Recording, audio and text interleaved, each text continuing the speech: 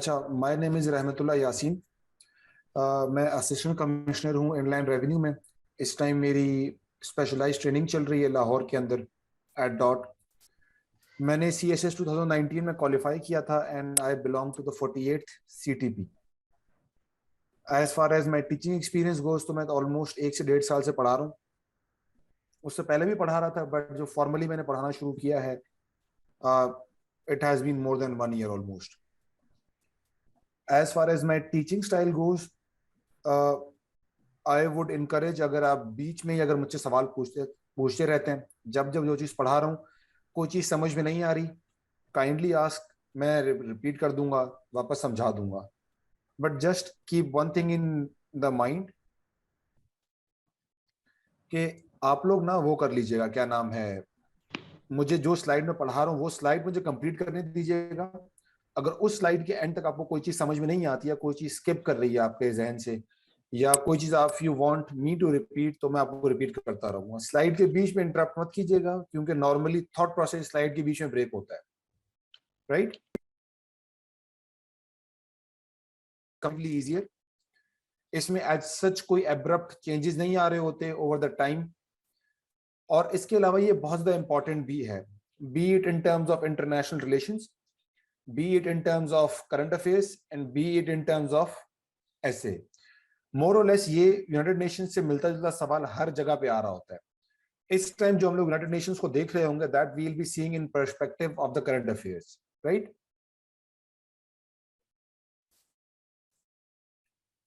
अच्छा, सबसे पहले इसका थोड़ा सा बैकग्राउंड या थोड़ा सा इंट्रोडक्शन। इसका 1945 में बनी थी, after the failure of league of Nations. जब लीग ऑफ नेशंस बनी थी ना, after the first world war, जो क्यों बनी थी, उस जो वर्ल्ड लीडर्स थे, दे रियलाइज कि एक इंटरनेशनल ऑर्गेनाइजेशन होनी चाहिए जिसके थ्रू विच जो भी मसले हमारे आ रहे हैं एट द इंटरनेशनल एरिना, वो हम उन सब चीजों को सॉल्व कर सकें। कोई भी इश्यूज आ रहे हैं हम उनको देख सकें, ताकि वापस एक वॉर लाइक सिचुएशन पैदा ना हो। खैर, ग्रेट डिप्रेशन आई, उसकी वजह से बहुत ज्यादा इकोनॉमिक क्राइसिस आए, जिसकी वजह से काफी वर्ल्ड वॉर 2 की सिचुएशन बनी एंड वर्ल्ड वॉर 2 हमारे सामने है। जिस तरह वर्ल्ड वॉर हुई है, जितनी एट्रोसिटीज एंड जितनी ह्यूमन लाइफ का लॉस हुआ उसके अंदर, एंड जितनी इकोनॉमिक एंड बाकी जो जितने भी हमारे लॉसेस थे।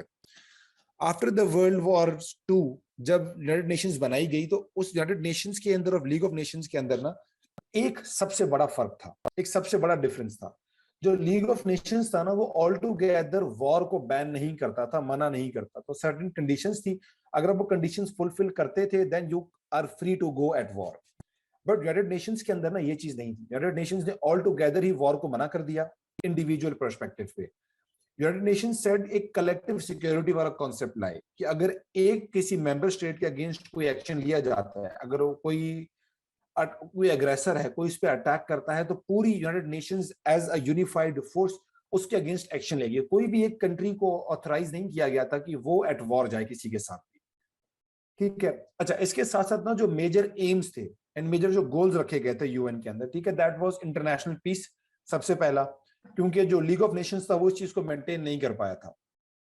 सिक्योरिटी एंड हार्मनी, इसके साथ साथ भी ना और भी 3 से 4 और पर्सपेक्टिव्स थे, जो डिफरेंट एजेंसीज साथ साथ बन रही थी, डिफरेंट जो इसके जो डिफरेंट कमीशंस बनाए थे, डिफरेंट फाउंडेशंस साथ बन रही थी, जिस तरह इंटरनेशनल मॉनेटरी फंड है, जिस तरह वर्ल्ड बैंक है, ह्यूमन राइट्स कमीशन है, आपका ट्रस्टीशिप काउंसिल है। वो सारी चीजें हम आगे डिस्कस करते हैं। सारे के सारे जो एक ही मेजर एम की तरफ काम कर रहे थे कि इंटरनेशनल पीस मेंटेन हो सके, इंटरनेशनल एक बहुत बड़े लेवल पे क्राइसिस ना आ सके, सही है। अब इसके जो 3 बेसिक प्रिंसिपल्स थे, जब बन रहा था ना इसका चार्टर, तो उसका चार्टर 3 बेसिक प्रिंसिपल्स पे बनाया गया। सबसे पहला प्रिंसिपल कि ये लोग इंश्योर करेंगे कि इंटरनेशनल पीस मेंटेन रहेगा। कोई भी एक एंटिटी या कोई भी ग्रुप ऑफ एंटिटीज या ग्रुप मेंबर है जो नॉन परमानेंट मेंबर है, उसमें बाकी कंट्रीज क्यों नहीं वो शामिल? Different countries different points in time पे इलेक्ट होती हैं। इवन पाकिस्तान भी काफी बार इलेक्ट हो चुका है उस चीज में, इंडिया भी जा चुका है। जितनी भी कंट्रीज हैं, 192 टोटल कंट्रीज थी, उसमें से हम 5 परमानेंट मेंबर्स निकाल दें, दैट मेक्स टोटल 187 कंट्रीज। अब 187 कंट्रीज ऑल्टरनेटिवली इलेक्ट होके इस जनरल असेंबली के नॉन परमानेंट मेंबर्स के अंदर आ रही होती है। हर 2 साल बाद इलेक्शन होते हैं, हर 2 साल बाद ये सारे के सारे मेंबर्स चेंज हो रहे होते हैं। सही है? Okay sir. Excuse me sir. जी जी बोले। सर मैं ना ये कहना चाह रहा हूँ कि आप ना काइंडली एक दफ़ा ये सारा पढ़ा दें, क्योंकि एक फिल्म चल जाती जेहन में, बंदा उसको देख रहा होता है, वो अच्छे से याद हो जाता है। और ये सारे सही है। क्वेश्चन जो ये हम लोग राइट डाउन कर लेते हैं, ये आप एंड पे ना वो काइंडली एंड हमें में, बता दीजिएगा, इस तरह ना वो हाँ एक इंटरप्शन हो जाती सही है है, जो जेहन में फिल्म चल रही होती है उसकी। तो सही है। मैंने इसलिए कहा था कि एंड पे हम सवाल कर लेंगे, आखिरी के 10 15 20 मिनट रख लेंगे सवालों के लिए, उसके हम सारे डिस्कस कर रहे होंगे। सही है? शुक्रिया सर। अच्छा अच्छा, इसके अलावा डिफरेंट ऑर्गन्स हैं। हमने दो बड़े मेजर ऑर्गन्स को डिस्कस कर लिए, सिक्योरिटी काउंसिल और जनरल असेंबली।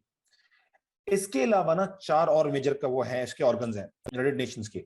सबसे पहला इकोनॉमिक एंड सोशल काउंसिल, जिसको इकोसॉक भी कहते हैं। इसके टोटल 51 मेंबर्स हैं, जो general assembly at different points in time elect कर रहा होता है।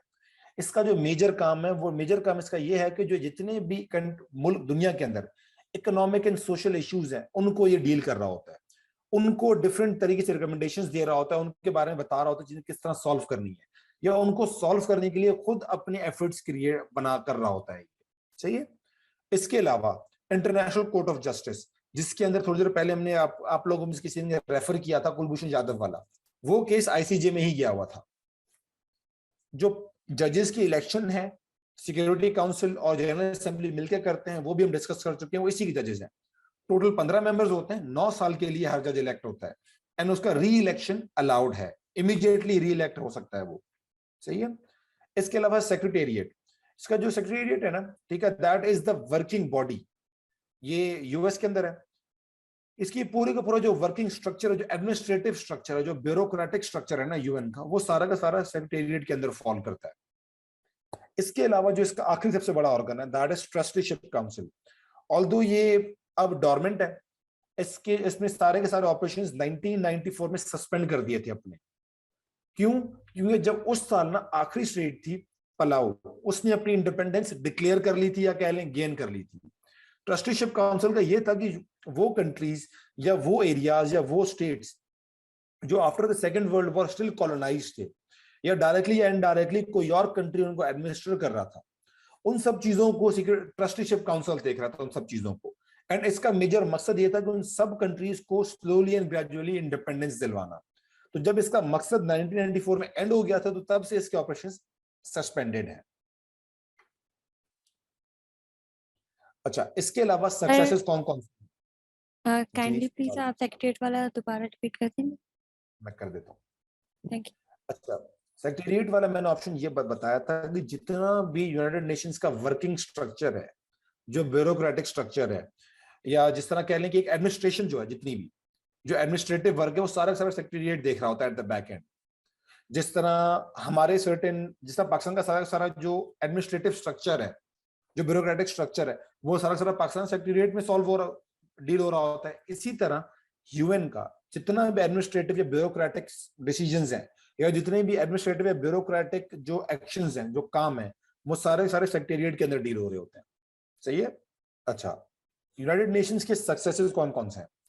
अब हमने ओवरऑल इसका जनरल स्ट्रक्चर तो पढ़ लिया, एक जनरल आइडिया हो गया कि है क्या चीज, बट अभी तक इसने कौन कौन सी ऐसी चीजें की हैं जो इसकी सक्सेसफुल रही हैं, वो हम डिस्कस कर लेते हैं। नॉर्मली सवाल इस वाले पर्सपेक्टिव में अंदर ज्यादा आ रहा होता है इन द करंट अफेयर्स।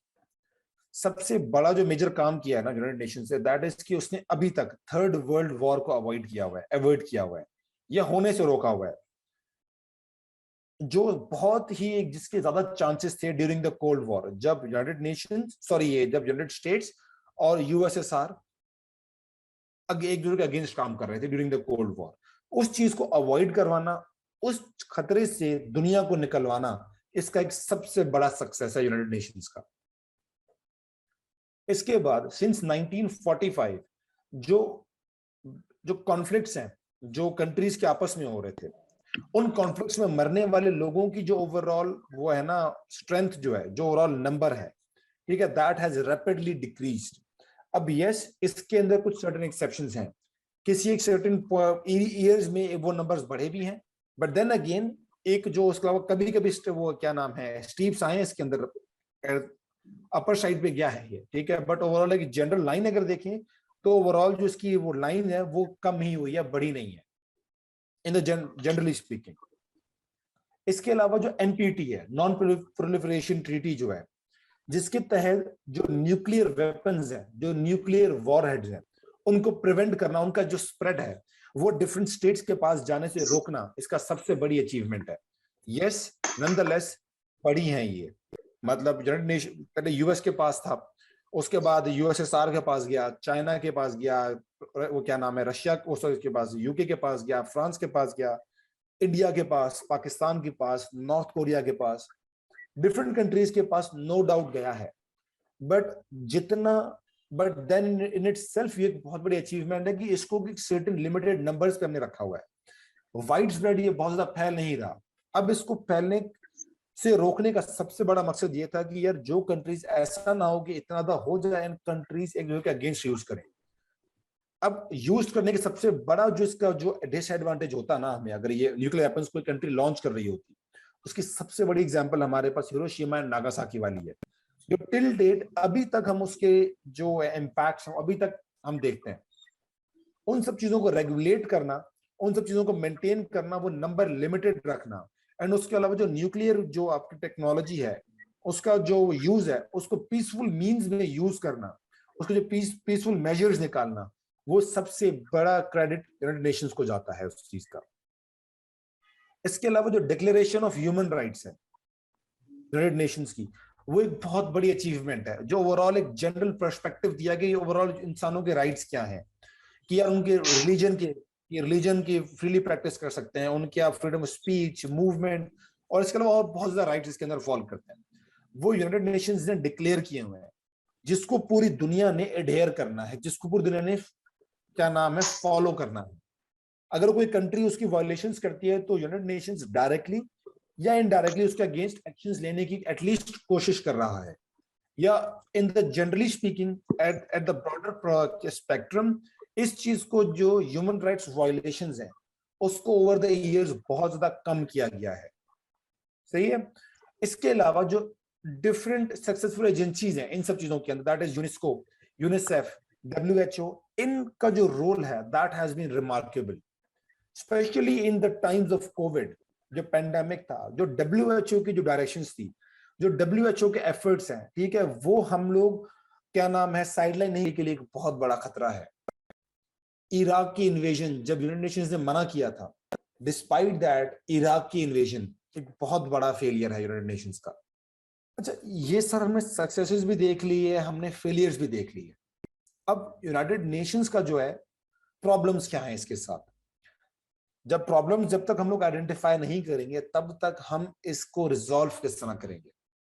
सबसे बड़ा जो प्रॉब्लम है ना इस टाइम, जो सबसे ज्यादा हाईलाइट किया जाता है, दैट इज कि जो P5 है, जो परमानेंट 5 मेंबर्स हैं as per article 23 of the charter of the United Nations, वो सबसे ज्यादा हाईलाइट उनको किया जाता है। क्यों? क्योंकि वही एक रियल डिसीजन मेकर्स हैं। उनके चाहने, उनमें से अगर कोई एक भी चाहे तो किसी एक कंट्री के अगेंस्ट अगर कोई एक एक्शन लिया जा रहा था या लिया जाना था, एक कंट्री चाहे तो पूरी की पूरी एफर्ट से उनको बम्बार्ड कर सकता है, बुलडोज कर सकता है। जिसके अंदर 1962 वाली यूएन रेजोल्यूशन है, कश्मीर इश्यू रिजॉल्व होने वाला था या हो जाता, रशिया ने उसको वीटो किया। या उसके अलावा ऐसे बहुत सारे और इश्यूज हैं जिस पे टाइम, जिस तरह इजराइल वाला इशू है, उस पे यूएस टाइम एंड अगेन उसको वीटो करता रहा है। ये एक बहुत बड़ी प्रॉब्लम है। इसको रिजॉल्व किस तरह करना चाहिए, ये जो रिकमेंडेशंस हैं वो हम अगली स्लाइड्स में जाके देख लेते हैं, बट इस टाइम हम सिर्फ प्रॉब्लम्स के ऊपर फोकस कर रहे हैं, राइट।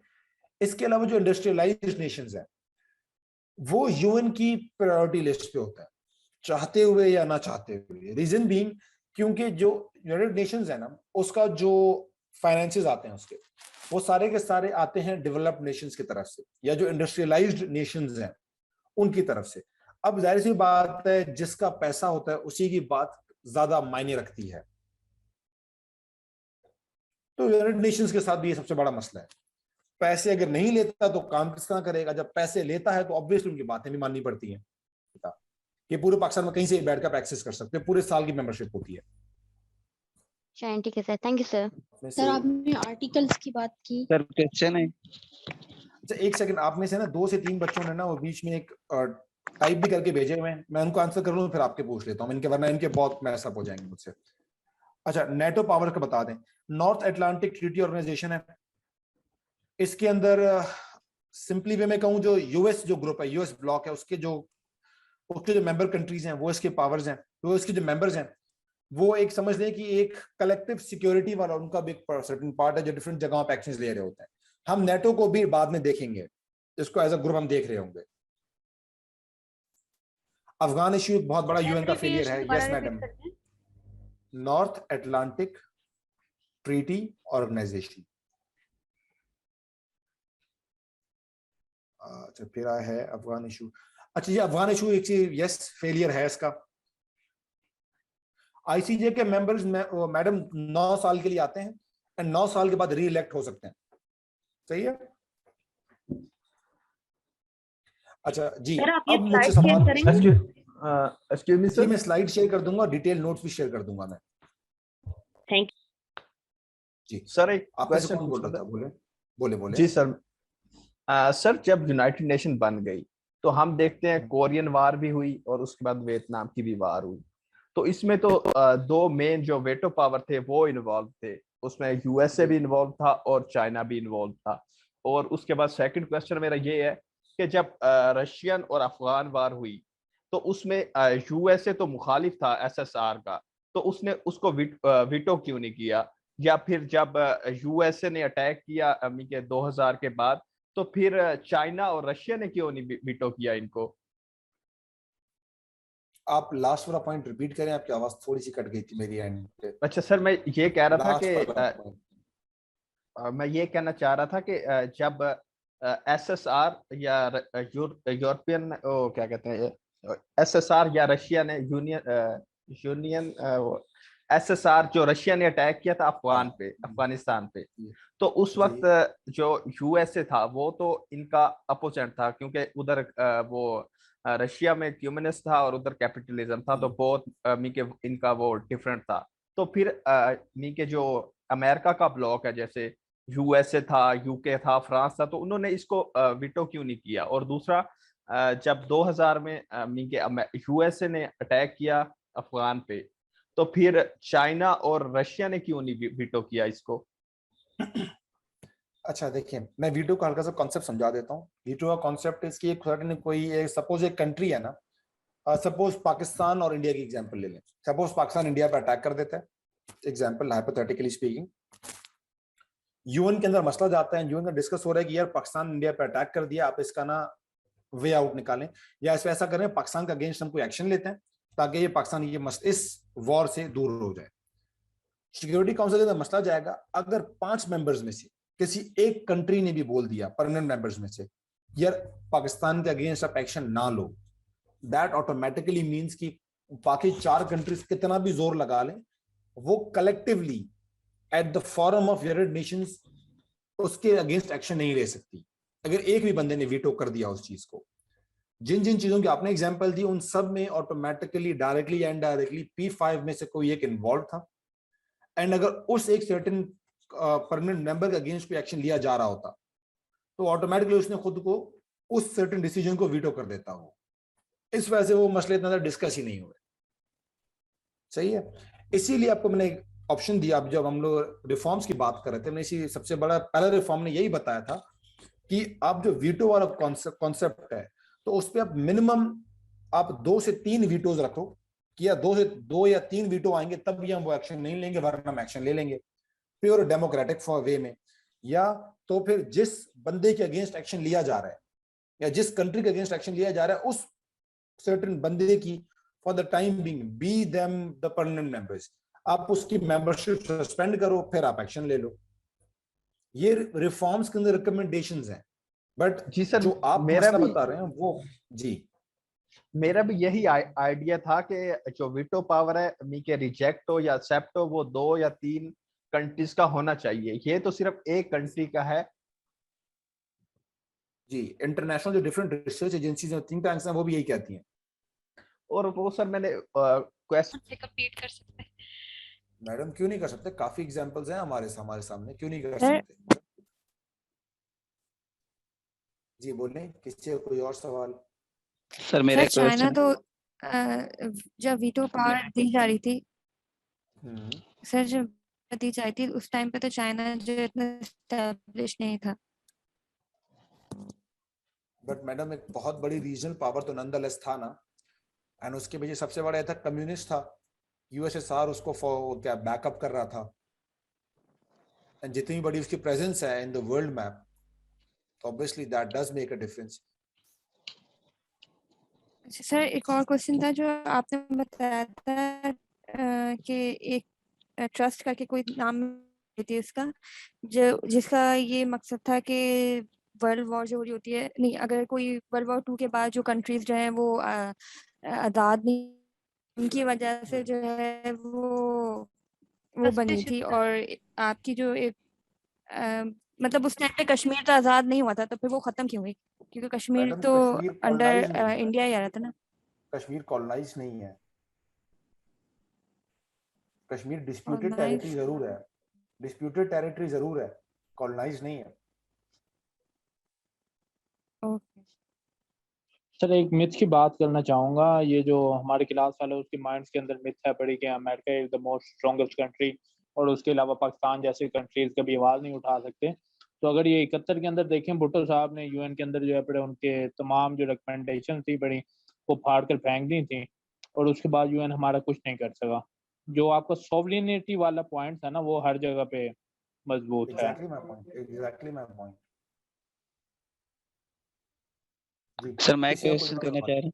बोलें बोलें बोलें। अच्छा सर, ये जो यूएन एक अपॉर्चुनिटी देता है इंटरनेशनल कोर्ट ऑफ जस्टिस की, तो सर पाकिस्तान के पास भी ये अपॉर्चुनिटी अवेलेबल है कि वो इंडिया को सू कर सकता है इंटरनेशनल कोर्ट ऑफ जस्टिस में, तो ये पाकिस्तान इंडिया को सू क्यों नहीं कर पा रहा सर? सर यूएन में वो उधर मसला लेके जाने के लिए ना दोनों पार्टीज का वहां पे जाना जरूरी है। जब एक पार्टी कोई मसला लेके जाती है ना तो वो एडवाइजरी ओपिनियन होता है, वो कंपलसरी नहीं होता। मसला ये कि अगर हम लेके जाना चाहते हैं तो इंडिया लेके नहीं जाता। जब दोनों पार्टीज नहीं जा रही तो फिर वो मसला आगे सॉल्व होता नहीं है। ये म्युनिसिपल कोर्ट्स नहीं है जैसे हमारे पास कंट्री के अंदर कोर्ट्स, वो कोर्ट्स नहीं है कि सिर्फ एक बंदा चला गया तो अगले बंदे को ना पुलिस के थ्रू उठवा लिया गया, भाई आओ कोर्ट में, अगर वो खुद नहीं आ रहा। इंटरनेशनल लॉ में इसी तरह चीजें नहीं चलती, तो डिफरेंट चलती है। Yes sir. जी किसी का कोई और सवाल? सर मेरा एक क्वेश्चन है। जी बोले। सर जो फेलियर में आपने the NPT has failed to achieve its objectives वाली लाइन पढ़ाई थी, इसमें एनपीटी से स्टैंड फॉर क्या है, ये इसका क्या मीनिंग होगा? नॉन प्रोलिफरेशन ट्रीटी न्यूक्लियर के लिए है कि न्यूक्लियर के जो टेक्नोलॉजी है वो ज्यादा फैले ना लोगों के अंदर। सर एक रिपीट कर दें। Non proliferation treaty. Okay sir, thank you. Powerful Nations हैं वो काफी हद तक इन चीजों को वो कर रहे होते हैं, इन्फ्लुएंस कर रहे होते हैं। अगर यूएन में नहीं कर रहे तो अगर यूएन में नहीं भी जाते तो मुझे बताएं कि यूएन के अलावा भी इन्फ्लुएंस नहीं कर रहे होते। अगर आपको सब मैं एग्जांपल देता हूं कि जब पाकिस्तान से मांगे गए थे क्या नाम है, जो वॉर ऑन, जब अफगान के क्या नाम एंड्योरिंग फ्रीडम ऑपरेशन जब स्टार्ट हो रहा था अफगान वॉर के अंदर, तो क्या जब पाकिस्तान को ऑप्शंस दिए गए थे कि either you are with us or against अस वाला, मुझे बताएं कि यूएन ने दिया था या किसने दिया था? यूएस ने दिया था ना। वो चीज डिफरेंट वे से भी कंट्रीज इन्फ्लुएंस कर जाती हैं, या पाकिस्तान की जो डिफरेंट पॉलिसीज हैं, जो पाकिस्तान के डिफरेंट जो आउटलुक्स हैं, उन चीजों को इन्फ्लुएंस कर रहा होता है। या जिस तरह सीपैक है, सीपैक ऑब्वियसली चाइना बहुत ज्यादा में इन्वेस्टमेंट दे रहा है, but directly and directly different way से इन्फ्लुएंस भी तो करता है ना। तो ये सब चीजें इंटरनेशनल एरिया में थोड़ी सी डिफरेंट वे से आती हैं। सर आपने कहा कि जब कोई बोले बोले सर आपने कहा कि आईसीजे में दोनों कंट्री जो है वो उनका जाना जरूरी होता है किसी केस को पुट करने के लिए। तो ये कुलभूषण यादव के केस में फिर पाकिस्तान क्यों, अगर इंडिया गया तो पाकिस्तान क्यों गया था? मेरा क्वेश्चन इसलिए है कि आपने इसके बारे में कोई रिसर्च आर्टिकल भी पढ़े होंगे कोई, तो उसमें कोई नेशनल काज क्या था पाकिस्तान का वहां पे जाने? पाकिस्तान का जो सबसे बड़ा रीजन था जाने का ना, पाकिस्तान अपनी सॉफ्ट पावर एक्सरसाइज करना चाह रहा था। पाकिस्तान पूरी दुनिया में नैरेटिव बिल्ड करना चाह रहा था, जो एटलीस्ट चाह रहा है जो अभी भी, कि पाकिस्तान की सॉफ्ट पावर जाए, पाकिस्तान को एज ए टेररिस्ट स्टेट ना देखा जाए। तो इसीलिए ये इसका केस लेके जाया गया था उसके अंदर, ताकि इंडिया अपना नैरेटिव फॉर देम ना फैला सके कि यार हमारा पहले बात बंदा है नहीं, हमारे नाम पे लगा रहे हैं, या अगर हम प्रूफ कर देते उनका बंदा दे वुड हैव सेड कि यार हमें मौका ही नहीं दिया गया, हमें जिस तरह अभी भी इंडिया का जो सबसे बड़ा perspective that is consular access नहीं दिया गया। जो इंडिया इस टाइम फेल हो रहा था, जो इंडिया नहीं एक चीज को एक्सरसाइज कर पा रहा था या उस चीज को पॉइंट उस एंगल से नहीं देख रहा, दैट वाज कि स्पाइंग वाले कॉन्टेक्स्ट में काउंसलर एक्सेस नहीं दिया जाता, बट डिस्पाइट दैट पाकिस्तान ने दिया था, थोड़ा लेट ही सही बट दिया था। जो सबसे आपका जो सवाल है प्राइम जो आपका कोर सवाल, दैट वाज कि पाकिस्तान क्यों गया था। पाकिस्तान अपनी सॉफ्ट पावर को दिखाने के लिए, पाकिस्तान अपनी सॉफ्ट इमेज को प्रोजेक्ट करने के लिए गया था वहां। तो सर क्या मतलब पाकिस्तान के पास ही हक था कि वो उस पे खुद डिसीजन ले सकता कुलभूषण यादव केस पे? जी कर सकता था। Okay sir. और उसको फिर डिफरेंट एंगल से लिया जाता इंटरनेशनल एरिना में। सर सही है जी जी बोले। अच्छा सर, मैं ये पूछना चाह रहा था कि हर कंट्री का इंटरेस्ट सेपरेट होता है और सबसे पहले वो अपने इंटरेस्ट को ही फेवर में रखता है। जैसे अभी हम ईरान की एग्जांपल ले लेते हैं, नहीं कि पूरी वर्ल्ड ने उन पे रिस्ट्रिक्शन लगाए, लेकिन वो फिर भी न्यूक्लियर वेपन उन्होंने बनाए हैं। देखिए रिस्ट्रिक्शन ही लगा सकते हैं ना, आप उनको बम्बार्ड तो नहीं कर सकते। मुझे एक चीज बताएं कि जब ईरान बनाने की कोशिश कर रहा था, क्या डिस्पाइट दैट क्या पूरी दुनिया ने डिफरेंट सैंक्शंस नहीं लगाई उसके ऊपर, एंड चाहे जल्दी या चाहे लेट, क्या उन सैंक्शंस के तहत ईरान ने अपने नील डाउन नहीं किया? क्या ईरान ने काफी बातें नहीं मानी?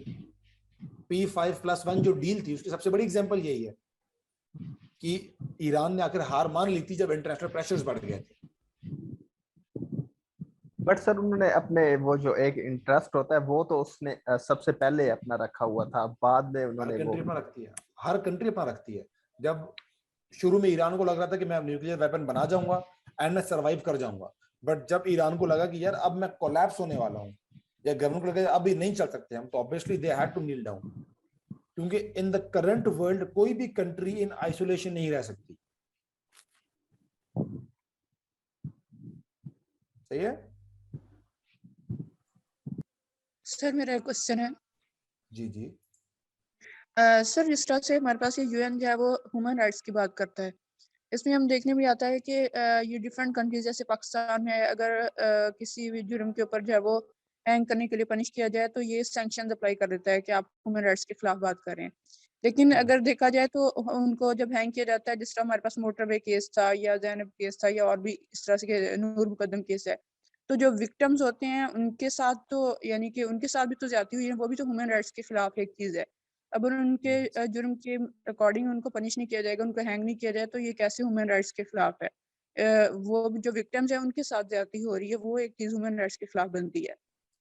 मैडम देखिए, आपको जो डिफरेंट पर्सपेक्टिव्स है ना, आजकल जो इन द 21st सेंचुरी जो आइडिया चल रहा है ना, दैट इज कि आप पनिश कर सकते हो एक बंदे को, बट आप कैपिटल पनिशमेंट नहीं दे सकते। कैपिटल पनिशमेंट से मेरा मतलब ये है कि आप उसको डेथ पेनल्टी नहीं दे सकते। आप सारी उम्र कैद रख लो, कोई इशू नहीं है, पर जब उसको हैंग करते हो, ठीक है, that is against the human rights, तो उस चीज पे मसला उठता है। वो सजा देने से मसला नहीं उठता, जो सजा दी जा रही होती है उसके अगेंस्ट चीजें उठती है। डेंसल वार क्राइम्स को क्यों पनिश किया जाता है, जैसे कि Saddam Hussain is an example? आपका सवाल क्या था? आपका सवाल सुना नहीं मैंने पूरा। सद्दाम हुसैन सर सवाल ये था बड़ा कि जो वार क्राइम्स के मुर्तकिब मुजरिम हैं उनको फांसी क्यों दी जाती है? इंटरनेशनल कोर्ट ऑफ जस्टिस के अंदर सद्दाम हुसैन साहब हमारे सामने हैं।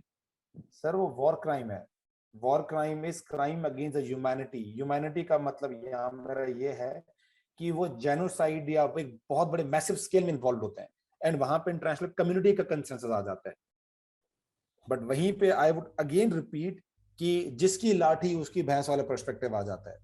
इंटरनेशनल लॉ में ना जब हम लोग पढ़ रहे होते हैं ना, सबसे बड़ा हमें इशू ये आता है कि हम इंटरनेशनल लॉ को अपने म्युनिसिपल लॉ से वो क्या नाम है कंपेयर कर रहे होते हैं। चीजें इस तरह चलती नहीं है। सही। अच्छा, आप में से मैडम ईशा, मैंने अपने जो स्लाइड्स हैं वो ऑलरेडी दे दी हैं एकेडमी को। अब मैं आई वुड सजेस्ट, मैं उनको बोल दूंगा कि आप लोगों को भेज दें। सही है। Thank you sir. Sir question discuss कर लिया। Thank you sir. जी जी बोलें, क्या सवाल था आपका? सर रिकॉर्डिंग भी भेज दें। रिकॉर्डिंग्स एकेडमी आपको प्रोवाइड कर देगी, रिकॉर्डिंग हो रही है। इसके अलावा कोई और सवाल? Excuse me sir. डिस्कस कर लें। बोले। Thank you sir.